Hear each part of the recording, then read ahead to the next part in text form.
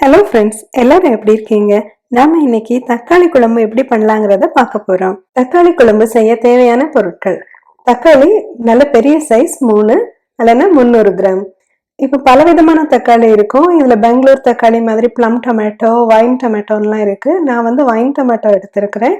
இது நம்ம ஊர் நாட்டு தக்காளி மாதிரி இருக்கும். நீங்க புதுசா நம்ம சேனலுக்கு வந்திருக்கீங்கன்னா சப்ஸ்கிரைப் பண்ணிட்டு தொடர்ந்து பாருங்க. நான் உங்கள் விக்கிசேவியர். Welcome to விக்கிஸ்கிச்சன். நல்ல பழுத்த தக்காளி 3 நாட்டு தக்காளியா எடுத்துக்கிட்டா ரொம்ப நல்லா இருக்கும். ஒரு பெரிய வெங்காயம், சப்போஸ் நாட்டு வெங்காயம் யூஸ் பண்ணோம்னா ஒரு கைப்பிடி அளவு எடுத்துக்கணும். பூண்டு 5 to 6 எடுத்துக்கலாம். துவரம் பருப்பு 1/2 கப். பருப்பு ஒரு 3 தடவை நல்லா தண்ணி ஊற்றி அலசி கழுவிக்கோங்க. பருப்பை குக்கர்ல போட்டு அது கூட 2 கப் தண்ணி சேர்த்துக்கிறோம். எலக்ட்ரிக் ப்ரெஷர் குக்கர்ல ப்ரெஷர் குக்குங்கிற பட்டனை டச் பண்ணிட்டு அதுல 10 நிமிஷம் அப்படிங்கிற டைமை நம்ம செட் பண்றோம். நம்ம அடுப்புல வேக வைக்கிற குக்கரா இருந்துச்சுன்னா அதுல ஒரு விசில் வந்தோடனே தீயை குறைச்சி வச்சுட்டு அந்த மிதமான தீயில பருப்பை வேக வச்சு 10 நிமிஷம் கழிச்சு இறக்கிக்கணும். பருப்பு கூட 1/2 டீஸ்பூன் மஞ்சள் தூள் சேர்த்துக்கிறோம். 1/4 டீஸ்பூன் பெருங்காயத்தூள் சேர்த்துக்கிறோம். இனிமே மூடியை போட்டுட்டு அந்த ப்ரெஷர் வால்வை கரெக்டா நம்ம செட் பண்ணி வச்சிட்டோம்னா, அதாவது நம்மகிட்ட இருந்து அந்த பக்கமா திரும்பி இருக்கிற மாதிரி இந்த ப்ரெஷர் வால்வை நம்ம திருப்பி வைக்கணும். எலக்ட்ரிக் குக்கர்ல வச்சுட்டோம்னா இந்த குக்கர் தானே ஒர்க் பண்ணிட்டு தானே ஆஃப் ஆயிக்கும். தக்காளி, வெங்காயம், பூண்டு இதெல்லாம் தனித்தனியா வெட்டி நம்ம எடுத்து வச்சுக்கணும். இது கூட 2 பச்சை மிளகாயும் சேர்த்து எடுத்து வச்சுக்கிறோம். இது கூட கொஞ்சம் கருவேப்பிலை, மல்லித்தழை எல்லாம் நம்ம வெட்டி எடுத்து வச்சுக்கிறோம். இப்போ பார்த்தோன்னா நம்ம வெங்காயம், தக்காளி எல்லாத்தையும் நல்லா பொடியா வெட்டி தனித்தனியா வச்சுக்கிட்டோம். இது கூட கொஞ்சம் கருவேப்பிலை, மல்லித்தழை எல்லாம் நம்ம வெட்டி எடுத்து வச்சுக்கிறோம்.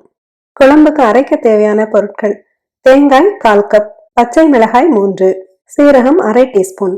வெங்காயம், பச்சை மிளகாய், சீரகம் எல்லாத்தையும் மிக்சியோட சின்ன ஜார்ல போட்டு நல்லா மையா அரைச்சி எடுத்துக்கணும். கொஞ்சமா தண்ணி சேர்த்தா போதும். அடுப்புல ஒரு குழம்பு பாத்திரத்தை வச்சு அதுல 3 டேபிள் ஸ்பூன் நல்லெண்ணெய் நம்ம சேர்த்துக்கிறோம். எண்ணெய் சூடானதும் அதுல 1 டீஸ்பூன் கடுகு போட்டு கடுகு வெடிக்க ஆரம்பிச்ச உடனே அதுல ஒரு 1/2 டீஸ்பூன் உளுத்தம்பருப்பு சேர்த்துக்கிறோம். உளுந்தம்பருப்பு சிவக்க ஆரம்பிச்ச உடனே நம்ம நறுக்கி வச்சிருந்தோம் இல்லையா, அந்த வெங்காயம், பச்சை மிளகாய், கருவேப்பிலை, பூண்டு இதெல்லாம் போட்டு நல்லா வதக்கிக்கிறோம். வெங்காயம் நிறம் மாற வேண்டாம், கொஞ்சம் லைட்டா சாஃப்டான போதும். எனக்கு காரமான ஸ்மெல் பிடிக்காது அப்படிங்கிறதுனால நான் வெங்காயம் கொஞ்சம் நல்லா வதங்கின பிறகு பச்சை மிளகாய் சேர்ப்பேன். உங்களுக்கு ஓகேன்னா நீங்க அந்த ஃபர்ஸ்ட்லயும் சேர்த்துக்கலாம். வெங்காயம் சாஃப்டானோன்னு நம்ம வெட்டி வச்சிருந்தாலே அந்த தக்காளியை சேர்த்து நல்லா வதக்கிக்கிறோம்.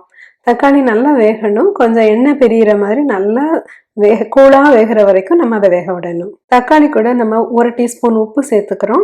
இப்படி நம்ம உப்பு சேர்த்து வேக விட்டோம்னா தக்காளி சீக்கிரமா வெந்துடும். அது கூட மல்லித்தூள் 1 டீஸ்பூன் சேர்த்துக்கிறோம். இதை நம்ம ஒரு மூடி போட்டு நல்லா வேக விடணும். ஒரு 5 மினிட்ஸ் கழிச்சு திறந்து பார்த்தோம்னா தக்காளி இப்படி நல்லா சாஃப்டா வெந்திருக்கும். இது கூட நம்ம அரைச்சி வச்சிருந்தோம் இல்லையா, தேங்காய், பச்சை மிளகாய், சீரகம் அதெல்லாம் சேர்த்து கொதிக்க விடுறோம்.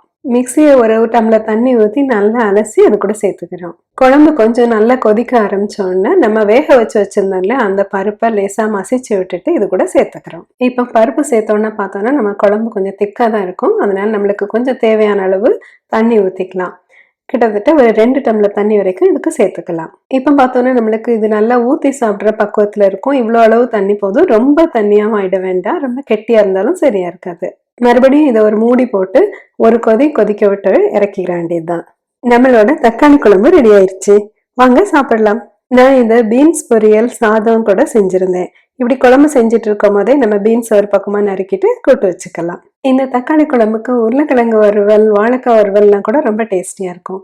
என்ன ஃப்ரெண்ட்ஸ், வீடியோ பார்த்தீங்களா? பிடிச்சிருந்துச்சுன்னா லைக் பண்ணுங்க, ஷேர் பண்ணுங்க, நம்ம சேனல் சப்ஸ்கிரைப் பண்ணுங்க. மறுபடியும் இது மாதிரி இன்ட்ரெஸ்டிங்கான ஒரு வீடியோட உங்களெல்லாம் பார்க்குறேன். Until then, take care. See you.